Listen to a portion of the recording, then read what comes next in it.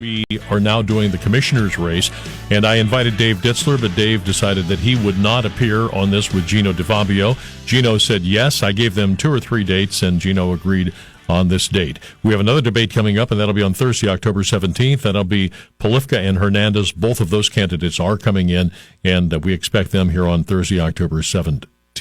And today it is Gino DeFabio. Time for us to learn a little bit about Gino DeFabio. And I just right off the bat, good morning, my friend. And good morning, Dan. What motivated you to run for commissioner? I mean, that's I guess we need to know you. And by the way, the format here is that I'm going to talk to Gino for a while, and then we'll take some phone calls. And I have allowed a little bit of extra time if, in fact, the calls are strong. So that's where we are. But back to the original question, and just to kind of get to know you a little bit, what's your motivation? Well, Dan, I've been in this community my entire life, and I've seen it decline. I've seen people leave, I've seen jobs leave, and businesses leave. And every time that happens, instead of having a new idea or a new initiative to get people back here, we raise taxes to keep the status quo, to keep us afloat. And we can't do that. We're better than that. We're diverse, racially, ethnically. We're a very great region. There's no reason why we can't have it better here, unless it's a lack of trying. And what I've seen from I would agree with that, because I've been here for since I graduated from Youngstown State, and we've been fighting just to stay relevant. And I always wonder why it has taken us so long to come back. Well, number one, and it's a lot of it has to do with our politics, unfortunately. We always had, I was a Democrat my whole life, because there was never a Republican to vote for. There was never anything else to vote for here.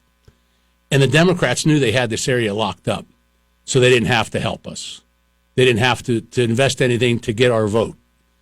The Republicans never came to us, because they were never going to get our vote. And unfortunately, we suffered for that. I think Don Manning broke the mold. Don Manning came in, and then things started happening. And then we had Michael Rulli, our great congressman now, thank goodness. And don't forget Donald Trump. Absolutely. And we're really moving forward, because we're diversifying our leadership politically. And I think it helps. So to put it in a nutshell, you're here because you've seen this area kind of go sideways over the years. Let me ask you this, and this is something your candidate makes a lot of. What relevant experience do you have that's prepared you for this? That's a great question, and I appreciate that. I have the lifetime of experience. When you get out of high school, you could take a couple of different paths. I consider what I do a trade. I went into the trades. I drove truck. I worked in warehouses for 7 or 8 years. I worked for Peter J. Schmidt until they closed. I was a teamster. I was an elected shop steward from the people that worked there. I negotiated a contract. I fought grievances. I even ended up suing the company, as it was Gino DeFabio and Class versus Peter J. Schmidt, when I saw what they were doing wrong. So you can't discount. My opponent discounts my lifetime of experience of just putting things together. In the union, did you have a managerial role in the union? I was an elected shop steward, and I was on the arbitration. You fought for people, and you researched, and you presented cases, and we won. And we won the last case we had. We won the arbitration. It was about piece count and whatever. It was a thing in the contract where they said they had the right to demand quantity and quality of work, and it also said a fair day's work for a fair day's pay. And there was a dispute, and they actually took it to arbitration. And the ruling of the arbitrator is supposed to be final and binding. Well, after that, the company went after us in the 6th District Court of Appeals to remove the arbitrator's ruling that they agreed to. Mm-hmm. So I've always been on the side of the working guy and doing what's right for them. Well, your opponent has said that you're nothing more than a truck driver. Well, I don't know if he's quoted that, but that's the insinuation that you don't have the experience. He has to say the electricians that he has their endorsement, they're nothing more than electricians, the bricklayers. When you disqualify that many people from public service, I read something online. It said if you give a guy a fish, he'll fish for a day. Mm-hmm. If you elect a guy to fish for you, suddenly fishing becomes some mystical thing that only he could do for you at great expense to you. Yep. You know what I mean? Listen, this job is not the sheriff. It's that you don't need a degree in law enforcement. If you look back over your career, can you look at a significant achievement that you may have that you're proud of? Yeah, well, I've been with the same company for 32 years. I do my job well. I'm dedicated. I'm dedicated to my marriage, and that's what this is. Doing the right thing, working towards an end. I mean, he's saying I'm unqualified because I didn't go to college. Well, so say you go to college and you get a job and you're the CEO, and your company is failing to the point where you have to keep going back to your stockholders for more and more money all the time to support the company, and it doesn't grow. So that is an issue. If you're elected, how will we know you're transparent? What will you do to make sure that there's transparency as a Gino DeFabio County Commissioner? Well, absolutely. The article in the Vindicator yesterday, he talked about, because I said it's always a rubber stamp with them, that all three of them agree on everything. You know, he says it's better to have unity. Well, of course it's better to have unity. However, if you have a different opinion, say you're going to put in a pipeline somewhere, or do a sewer project, and two of the commissioners are all for it and one's against it, and you all come out and vote for it. Well, the public doesn't know both sides of the issue. They have no say in it. It's almost like issue one where they do it. You're gonna put a board together and they're gonna make decisions and you can't question. I want people to be transparent, and I want to be questioned. I want to say, well, why did you vote this way, and how does that benefit me? And if there's no discussion, then you don't know what happened. You just have to go along. You just have to do what they say. They're not kings and queens. But isn't there discussion in their pre-meetings, the county commissioners right now? I mean, typically, they do all end up voting together, but they do have open and transparency. Well, I don't agree with that, Dan, because when you go before them, they give you 3 minutes to talk, and they take no questions. So at what point does a resident get to ask them a question? When is the right time? I've watched, again, I work every day, so I can't go to their meetings at 10 o'clock on Thursdays, which I'm going to move to change to where people can actually go to the meeting. But there's going to be a question and answer. If you're going to do something, and if you're going to give me 3 minutes to talk, I want to be able to, ask questions of you and get an answer. Why are you doing this? Why are you spending the money? Not just I'm taking it and that's it. There's no accountability. Yeah. There's no discussion with the public. It's the public's money. It's your money they're spending. What's your relation with the minority community in this area, and how do you plan on reaching out to the minorities out there that are often forgotten? Listen, I don't see color. I have minority friends. I have a lot of minority friends. I don't see color. I don't see ethnicity. I have Greek friends. I have Italian friends, of course. Everybody. I mean, I don't see Democrat and Republican. And as far as getting along with everybody, I have pictures with Dave Beatrice. I have pictures with Dan Yema, the auditor. I mean, I could get along. I get along with everybody. I have pictures with Anthony Trafficante. He's making it sound like there's going to be this big divide and this big division if I get elected. Now, there's going to be harmony and grace, but there will be discussion. We have to have discussion. All right, his name is Gino DeFabio, and we're talking here, and I've killed all 10 minutes already, and we want to put it out to you phone folks, too. If you want to talk to Gino, he's willing to take any question, right? Absolutely, and I'll answer them fast so I get a lot of them, Dan, because I'm not afraid of questions. All right, 330-729-9977. I'll continue with my line of questioning here, and you jump in here. If something I missed, please call, and we'll put you on the air. 330-729-9977. And we've set aside some extra time for this show. Typically, Tom Zach would be on at the bottom of the hour. We'll have him on next week. Here's one of the questions. We often talk about the fight between you and Dave Ditzler, but what are your top priorities if you're elected? Well, number one, I want to make a level playing field for everyone. Right now in the county, and it's at their discretion, they put these PLAs on certain contracts. Right. I'm pretty much familiar. I'd say PLAs, exactly. Planned Labor Agreement, folks, and if we just explain it real quickly, is that non-union companies have to sign a labor agreement, and they have to abide by the union rules here, and it is foreign to those companies, right, to these non-union companies. It's foreign to them because it's of no benefit to the company, and it's certainly of no benefit to the taxpayers footing the bill. There's nothing that should preclude anyone from bidding on a contract that's qualified. Now, of course, they have to take it should be the lowest and best bid. The only reason, and my opponent hasn't stated what his reasoning was, the only reason to put a PLA on, Dan, I mean, let's face it, it's a reward for their endorsements. and their support. So planned labor agreement, you would move to get rid of those. Well, I don't see the need for them. Now, my opponent has said that the tragedy we had at the building downtown, Yes. he said if there was a PLA on there, that guy never would have died. That's disgusting. That's disgusting for him to even bring that up and make that a political issue. But he said if there was a PLA on there, well, that guy wouldn't have died. We would have been, Why do you say it's disgusting? Because to bring in the tragic death of somebody for politics, and that's the only reason why he's using it. Okay. Is for politics, and that's his nature. You're not talking about the PLA would have made a difference one way or another. No, absolutely But just to bring it up, right. What else are your priorities? I want closer transparency. I'm sure the public doesn't know that they are absolutely emptying out Oak Hill right now. They bought or in the process of buying the old InfoCision building in Austintown.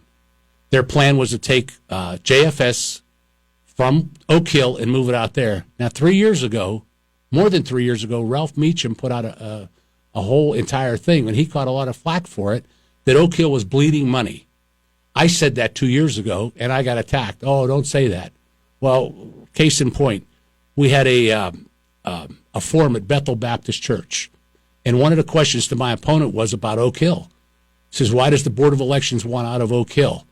And he says, I'm not aware. As a board, we've never said anything. No one's ever said anything about wanting to leave Oak Hill, the Board of Elections. What evidence do you have they're leaving? David Beatrice, the week before, or the meeting prior, said this building is horrific. We're one disaster away from losing this election. They have to put plastic over the machines. The machines are stored throughout the building under plastic because it's falling apart. He said the parking's terrible for this building. And he went on in describing the conditions at the building at Oak Hill. How is this tied to Dave Dissler, though? Well, because Dave Dissler, the following week at the forum, says, I don't know anything about it. I didn't know anything about that. They don't want to leave Oak Hill. You're telling me right now that people are already planning to leave Oak Hill. Absolutely. And the investment, obviously, would be down the drain, right, if in fact that's abandoned. And, Dan, it's not an investment. If you want to go down there, and we'll get somebody's key card or whatever to take us through, and look at that building. That building is a complete disaster. It has been, and it's been bleeding. And they've done nothing. They've done nothing with it. All so right, they are good. planning to move. All right, enough of me. Let's listen to you. We'll do that in a minute. Gino DeFabio in here on 570 WKBN. This is the Dan Rivers program, and our number is 330-729-9977. We've set aside some extra time, so if you do call, you'll get on. There's two lines still available, 330-729-9977. Dave Dissler was invited to this meeting, as I'm trying to be as fair as I possibly can. Obviously, I have conservative leanings, but Dave Dissler was invited, and he decided not to show. But Gino DeFabio is here, and he's here for the duration, so give us a call, and we'll put you on. Saw a peak of sunshine earlier today with a high of 50. Tonight, some showers in 38, but warming toward the end of the week. Dead. All right, Dan Rivers with Gino DeFabio, and we're taking your phone calls here on 570 WKBN. And here is our first. Hi, good morning, and welcome to the Dan Rivers Show. You're with Gino DeFabio. Good morning, Dan. Michael Young calling back again here, bud. Hey, Michael. Good morning. I just wanted to give my 2 cents there on Gino there. I've come to know Gino over the last 4 years or so, and folks out there, if you're looking for a good, upstanding man I just believe he is out there for the best of our county here in our valley. He comes from a guy that his father was a policeman here. He just genuinely cares for this valley, wants what's best. The transparency will be there. And I've coined the phrase, if you want to dig up dirt on Gino, you better bring a big shovel because you're not going to have it. Just got a great family, a good wife, become a dear friend. Thank you, Mike. So what you see is what you get with Gino. There's no hidden agenda there. He is just the right man for this job, and it's time to have somebody in there that really cares about the valley and watch over not the county's money, but it's our money. And I just believe Gino is the right guy for this job. Coming from you, that's a great endorsement. Gene? Thank you, Mike. I appreciate that. Yeah. Thank you, Michael. Appreciate that. We can't have all this good news here because we have to answer some tougher questions too, Gino, right? Absolutely. Let's get them quick because I want a lot. 330-729-9977. We're talking about a key position, your next county commissioner. And I got to tell you what, one of the things that I think you should have to go to work every day, at least 5 days a week, except for Columbus Day, if you're a county commissioner. And I don't think they do. No, actually, I know that they don't, Dan. There's 3 county commissioners. They make over $100,000 a year. They pay an administrator to take care of the daily job at there. Well, if there's 3 of them, can't they split that up? I'll be at work every day. I'll promise people right now. I'll put a time clock in. I'll hit it, and I'll tell you what I did every day, all day, because it's our money and it's too important. This isn't just a position to say you're the county commissioner. You know, when I was running the last time and this time, people say, "Who's my commissioner now?"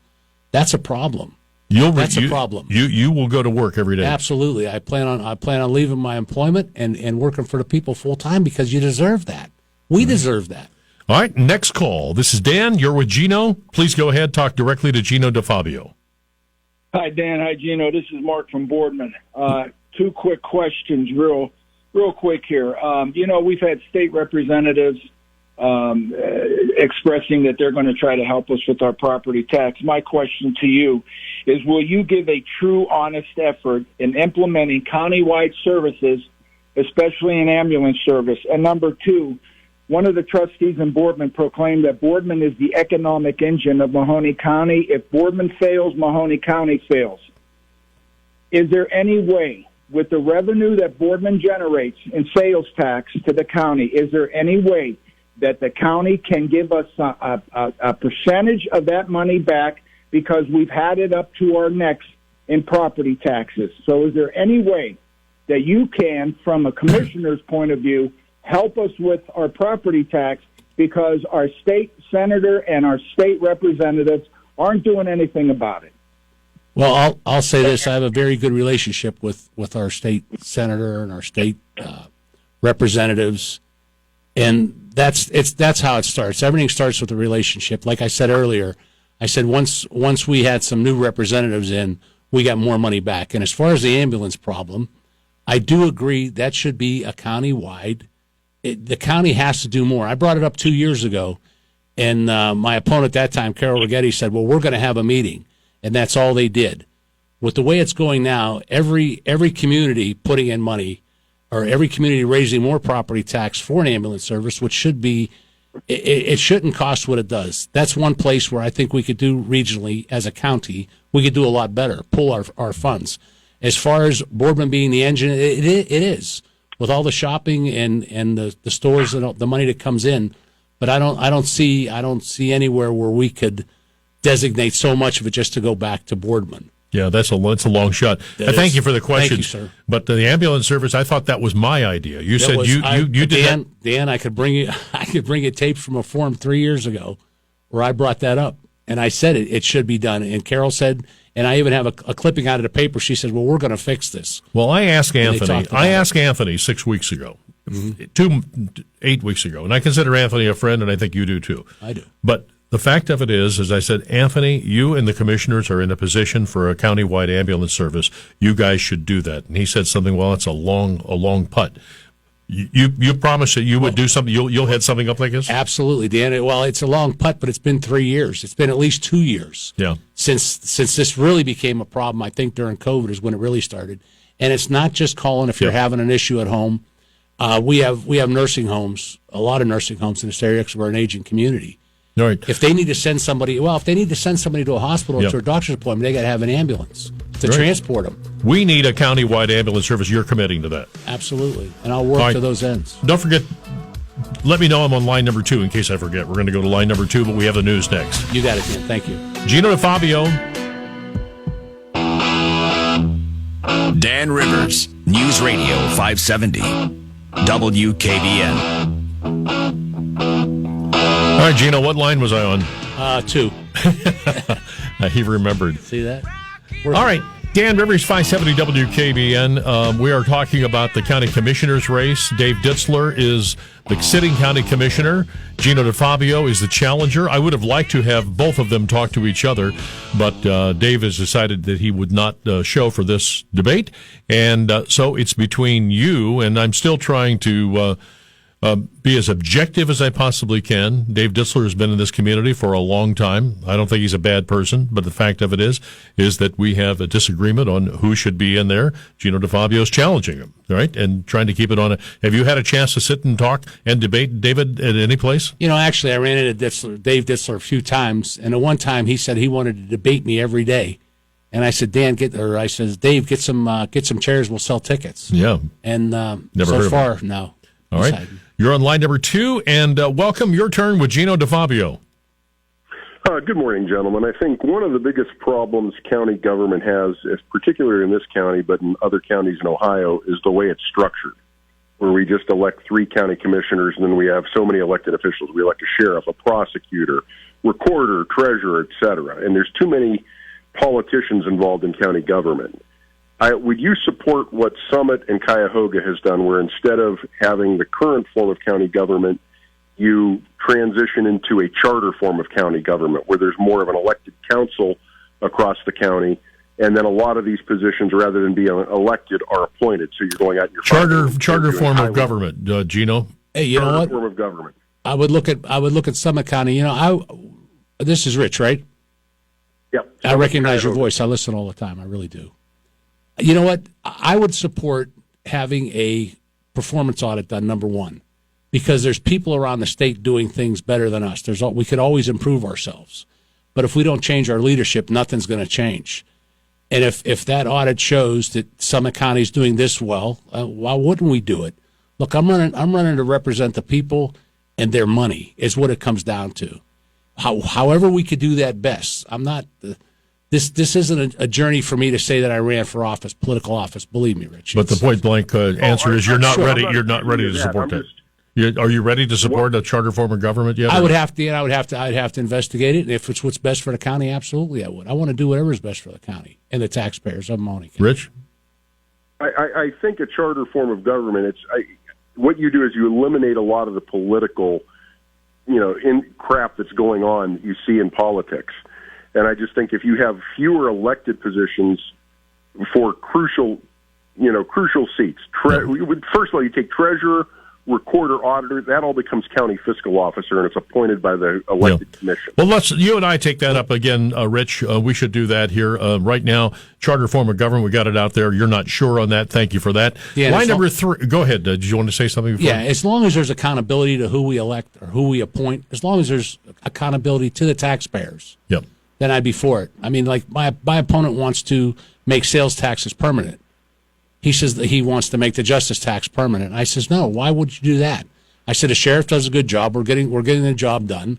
Every 4 years, you have accountability. It should stand on its own merit. Absolutely. I mean, I don't want to impose. So a tax what you're on saying anybody. is that everybody would still have the right to vote for every levy, every sales tax that is imposed, nothing permanent. Right, because as soon as you take accountability away, then it always seems to creep up. Yep. Say, well, we got that in the bank. We're going to go get more, and that's wrong. All right, we move to line number 3. Good morning. Welcome to the Dan Rivers Show.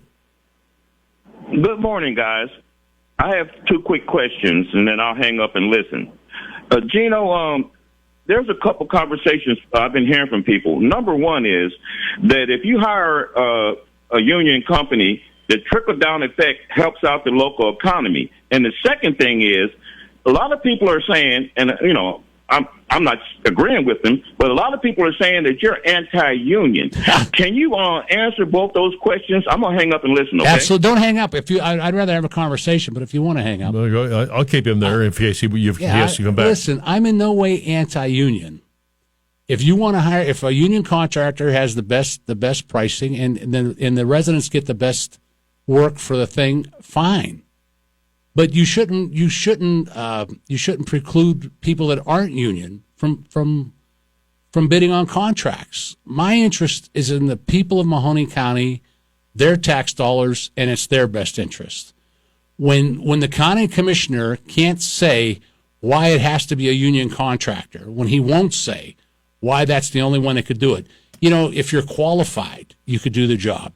If you have all the state qualifications to do the job.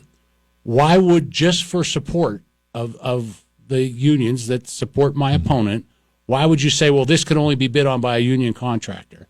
That's just wrong. And I have family in a union. I was a member of a union. My father was a member of the union. I have nothing against the unions. Many of the guys on the union are my friend. And when we went for the endorsement, I had a lot of support in the room. And, However, they decided to endorse my opponent, and that's fine. But I told them afterwards, I will never use that as a political weapon against you. Well, and I would say this, too, is that people listen to my program and automatically think that I'm anti-union. I am not. I'm pro-union because most of the unions stand for professionalism, especially the trades unions. If you have gone through an apprentice program and you're a union member, you are well educated, and I have family members to prove that. But I am not anti-union either, and a lot of people like to put that moniker out there. They put things in the public. I had my former opponent telling everybody I was about to be arrested. And they could say whatever they want. In a political campaign, they could say whatever they want. Have you ever done anything that would cause an arrest? No, but she started telling that to elected officials, my employer, and other people. Every time I hear a siren, I'm not going to lie, I look behind my back. But okay, very good. All right, line number 6 with Gino DeFabio. Your turn. Line number 1, you're with Gino DeFabio. Please go ahead. Yeah, there's a multitude of reasons why all of this is falling on the homeowner, all these taxes and all that. And I just want to bring out 2 of them. One of them is the state is holding on to a lot of money that is being sent to from the counties and the cities. You don't ever hear the state complaining that they can't balance their budget anymore. Now, we have limited time, and you're talking about the rainy day fund, or you're saying get rid of the rainy day fund, but let's get to the crux of your question. What's your crux of your question for Gino? There's no question. I'm trying to point out why the homeowner is shouldering all these taxes.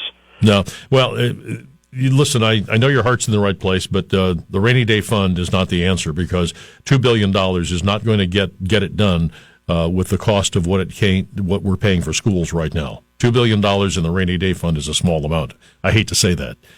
Line number 2, good morning. Welcome to the show. Good morning. Good morning. Hello.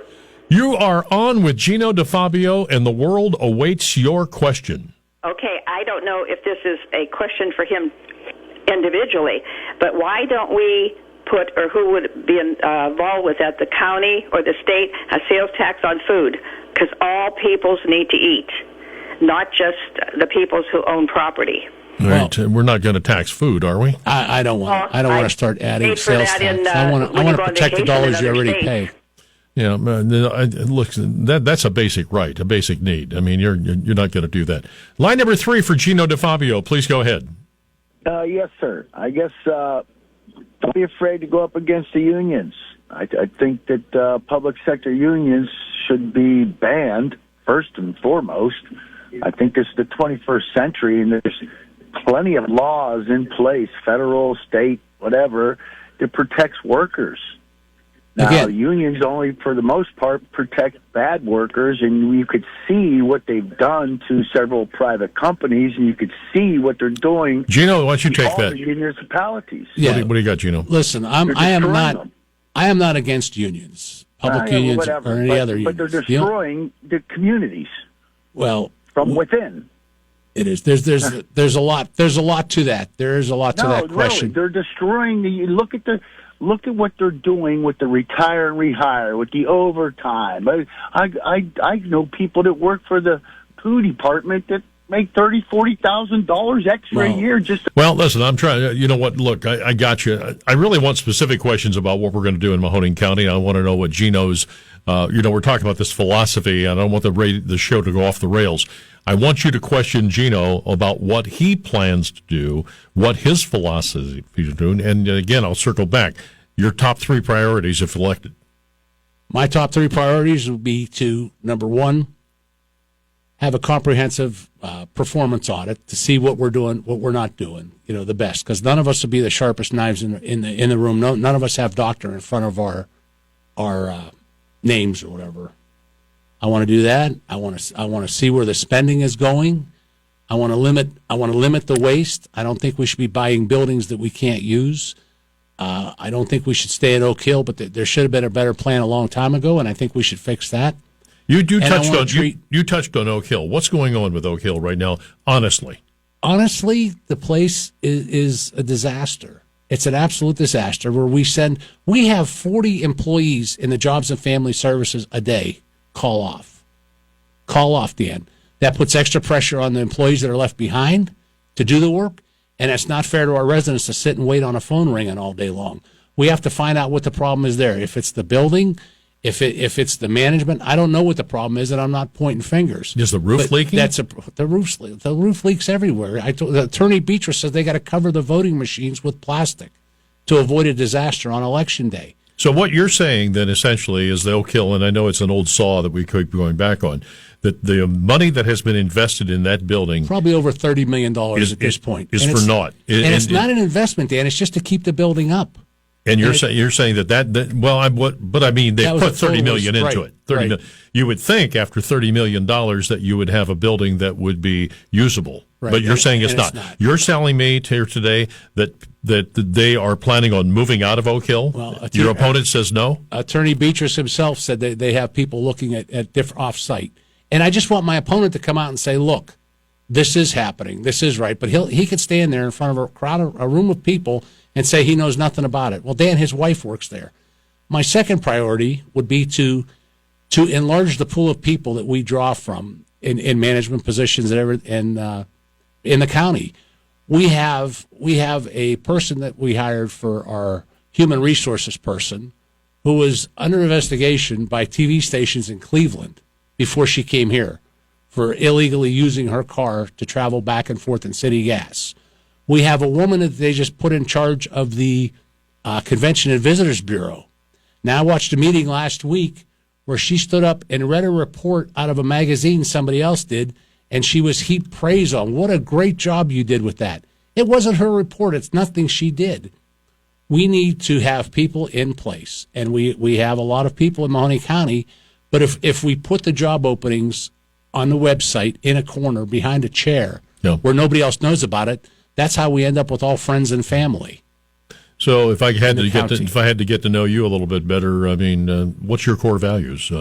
What's your integrity when it comes into decision making? What kind of a background do you have? Listen, like I said, I've been married for 40 years. I'm devoted to my family. I've been at my job for 32 years. When I'm working for somebody or when I'm in a relationship, I'm all in, totally in for that, just for that, nothing else. There's too much politics that goes on at the county. There's too much of it. It's politics before people. Where do you see this county in 5 to 10 years? I hope to see me at the end of my second term when I'm going to leave in a better place. I hope people are moving back.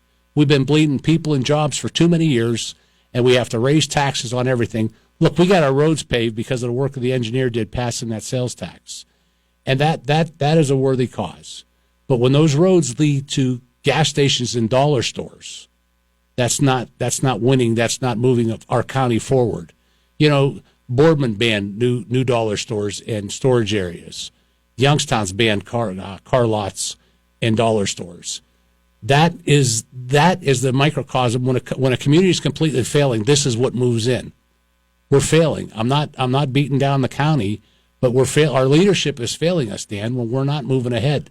And there's nothing that says it's going to get any better. And would you commit to leading the charge for an ambulance service in this area? Absolutely. And I'll tell you, Dan, you're going to know who your county commissioner is because I'm going to be out front. And if it's a hard question, I'm going to take it. You know, your commissioners will sit there during your 3 minutes, and if you're praising them, they'll banter back and forth. But if you ask any kind of hard question, it's, this isn't the time for that. I want to be held accountable every day. My phone number will be out there. Everything will be out there. I'm going to be your commissioner, and I'm absolutely going to work for you. I have a perspective I'm coming into this job that they don't have. I haven't used your money to spend and cover my mistakes, quite frankly, with lawsuits and the other things against the county because of their actions. I'll be very transparent. You could call me any day, and if you need me, I'll be there. But I want to work for the people, and I'm going to put people before politics in how we spend their money and how we treat our employees in all things, because that's the right thing to do, and that's how I was raised. All right. All right, Gino, it's good to see you. I haven't sat down with you like this, but and again, I'm trying to be as fair as I possibly can. Dave Ditzler was invited to this. He decided not to come, but you've laid out a couple of things. One thing that really intrigues me is the thought of an ambulance service, because in my heart of hearts, I don't think that the Boardman ambulance levy is going to pass because it's just too expensive. That's an essential service that we need to provide. And I think that piecemealing this together with Lane Ambulance, I can't say enough about them. They do a great job, but they could be part of this, and the other ambulance companies. But I think that's an important thing. It is, Dan. And you're committing to having the people being able to vote on each levy. Absolutely, every time. No permanent levies. And I don't know if people know this or not, but anything you see on your ballot, from a liquor issue to a new sales tax or to the property taxes, the commissioners have to approve that. They have to approve it for the ballot. And I don't know that they've ever asked anyone a question about anything. They just put it on the ballot.